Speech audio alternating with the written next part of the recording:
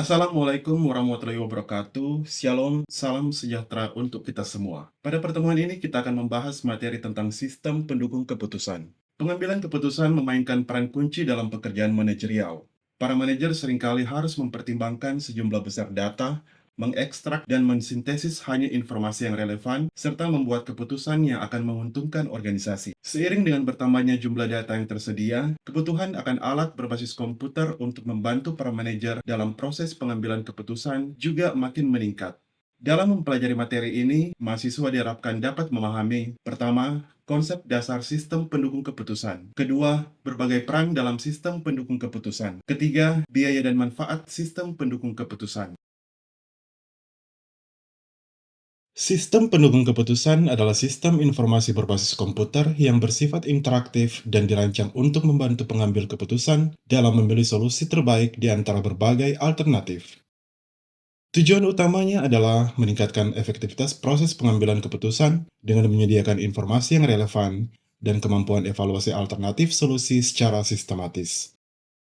Sistem pendukung keputusan harus memenuhi beberapa persyaratan, interaktif, memasukkan elemen manusia serta hardware dan software, menggunakan data internal dan eksternal, termasuk model matematis dan statistik, mendukung pengambilan keputusan di semua tingkat organisasi, menekankan tugas-tugas semi terstruktur dan tidak terstruktur. Sistem pendukung keputusan mencakup tiga komponen utama: database, model base, dan user interface. Selain itu ada komponen keempat yaitu engine yang mengelola dan mengkoordinasikan ketiga komponen utama. Database mencakup data internal dan eksternal. Dalam hal ini, database management system digunakan untuk membuat, memodifikasi, dan memelihara database. Model base mencakup model-model matematis dan statistik yang bersama-sama dengan database memungkinkan sistem pendukung keputusan menganalisis informasi.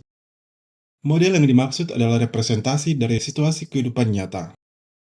Misalnya Microsoft Excel mencakup banyak model keuangan, model matematis, dan statistik.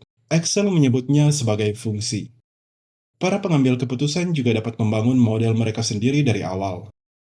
Sebagai contoh, perhatikan fungsi PMT di Excel. Untuk mendukung pembayaran pinjaman, fungsi ini memerlukan tiga variabel input, yaitu tingkat bunga, jumlah pembayaran, dan nilai saat ini. Pengambil keputusan akan dapat memanipulasi variabel-variabel ini untuk mencapai hasil tertentu.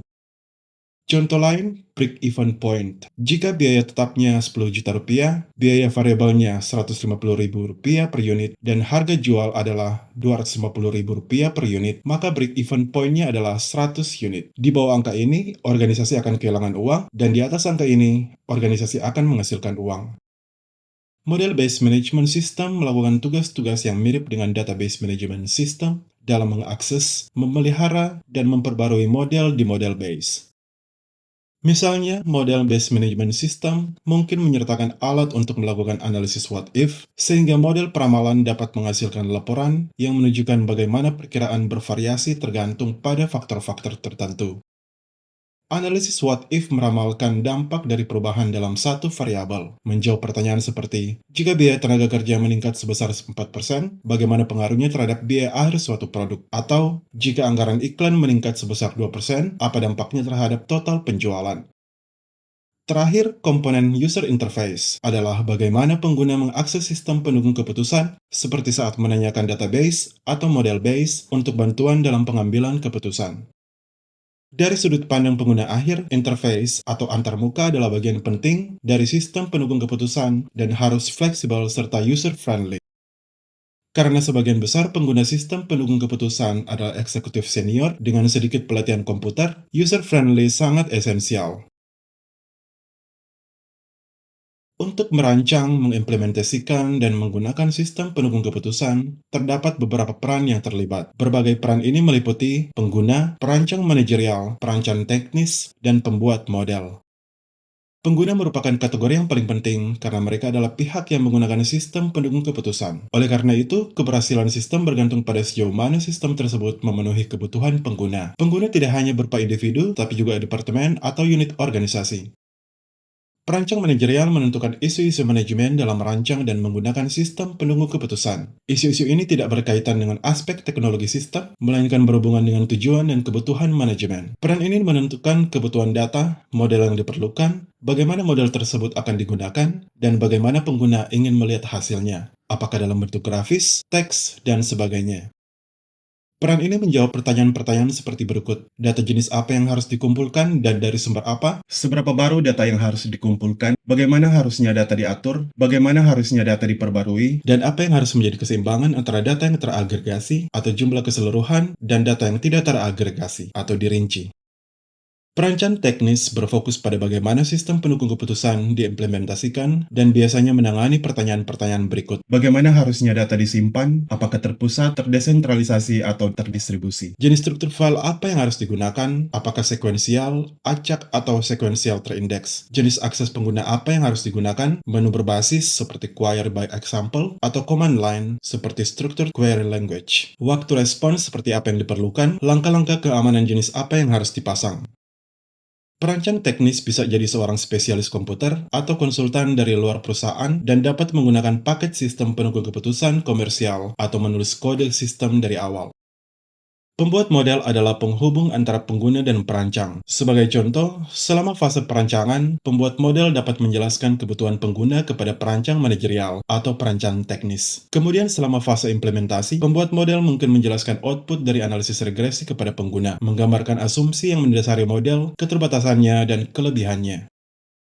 Pembuat model bertanggung jawab untuk menyediakan informasi tentang apa yang dilakukan model, data input apa yang diterima, bagaimana output model seharusnya diinterpretasikan, dan asumsi apa yang digunakan dalam menciptakan dan menggunakan model tersebut.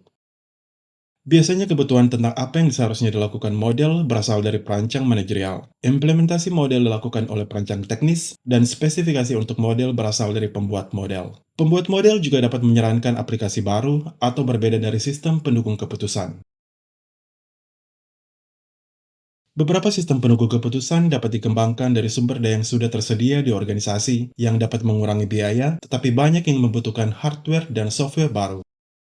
Sebelum melakukan investasi ini, organisasi harus mempertimbangkan biaya dan manfaat penggunaan sistem pendukung keputusan. Namun biaya dan manfaat ini seringkali sulit untuk dinilai karena sistem ini berfokus pada efektivitas daripada efisiensi. Selain itu, sistem pendukung keputusan memfasilitasi perbaikan, tetapi tidak selalu menjadi penyebab langsungnya. Sebagai contoh, bagaimana Anda mengukur nilai moneter untuk memfasilitasi komunikasi atau mempercepat pemecahan masalah. Peter Jikin, seorang mantan profesor MIT, melakukan studi menarik tentang bagaimana organisasi menggunakan sistem pendukung keputusan dan menyimpulkan bahwa keputusan untuk membangun sistem pendukung keputusan tampaknya didasarkan pada nilai daripada biaya. Dia menguraikan manfaat sistem pendukung keputusan berikut: peningkatan jumlah alternatif yang diperiksa, respons cepat terhadap situasi yang tidak terduga, kemampuan untuk membuat keputusan unik, wawasan dan pembelajaran baru, komunikasi yang lebih baik, pengendalian yang lebih baik atas operasi seperti mengendalikan biaya produksi, penghematan biaya melalui kemampuan membuat keputusan yang lebih baik dan menganalisis beberapa skenario dalam waktu singkat, keputusan yang lebih baik, kerja tim yang lebih efektif, penghematan waktu, pemanfaatan sumber daya data yang lebih baik. Seperti yang ditunjukkan oleh studi tersebut, sebagian besar manfaat bersifat tidak berwujud dan sulit untuk diukur. Namun manfaat tersebut dapat dikuantifikasi hingga tingkat tertentu, meskipun kuantifikasinya mungkin bervariasi tergantung pada siapa yang melakukan perhitungan. Sebagai contoh, Anda dapat mengatur manfaat penghematan waktu dengan menghitung 2 jam yang terbuang oleh seorang manajer untuk mencari informasi yang sebenarnya dapat disediakan sistem pendukung keputusan secara langsung. Tentu saja Anda juga akan menyadari bahwa seorang manajer yang tidak perlu membuang waktu sebanyak itu akan merasa kurang frustasi dan lebih produktif. Tetapi menguantifikasi hasil ini lebih sulit, atau setidaknya membutuhkan lebih banyak usaha, seperti melakukan wawancara atau survei. Manfaat memperbaiki komunikasi dan interaksi antara manajemen dan karyawan mungkin yang paling sulit untuk dikuantifikasi, tetapi manfaat ini adalah salah satu yang paling penting. Sistem pendukung keputusan dapat meningkatkan cara pengambil keputusan memandang diri mereka sendiri, pekerjaan mereka, dan cara mereka menghabiskan waktu. Oleh karena itu, memperbaiki komunikasi dan mempercepat pembelajaran merupakan salah satu tujuan utama sistem pendukung keputusan. Sistem pendukung keputusan dapat dikatakan telah mencapai tujuannya jika karyawan merasa bahwa sistem pendukung keputusan tersebut berguna dalam pekerjaan mereka. Sebagai contoh, seorang manajer portofolio yang menggunakan sistem pendukung keputusan keuangan untuk menganalisis berbagai skenario tentu akan merasakan kemudahan dalam menganalisis berbagai variabel seperti tingkat bunga dan perkiraan ekonomi. Manajer tersebut dapat mencoba berbagai pengukuran untuk variabel-variabel ini dengan cepat dan mudah untuk menentukan variabel mana yang memiliki dampak terbesar dan memutuskan portofolio mana yang akan paling menguntungkan. Selain itu, beberapa sistem penunggu keputusan menghasilkan penghematan biaya administratif dan yang lainnya memperbaiki proses pengambilan keputusan. Demikian pembahasan dalam pertemuan kali ini. Saya harap materi ini dapat memberikan pemahaman yang lebih baik dan memperkaya wawasan Anda tentang sistem pendukung keputusan. Jika ada yang kurang jelas, silakan tinggalkan komentar. Jangan ragu juga untuk berdiskusi di forum pembelajaran atau menghubungi saya secara langsung. Sampai jumpa di pertemuan selanjutnya. Selamat belajar. Wassalamualaikum warahmatullahi wabarakatuh. Shalom, salam sejahtera untuk kita semua.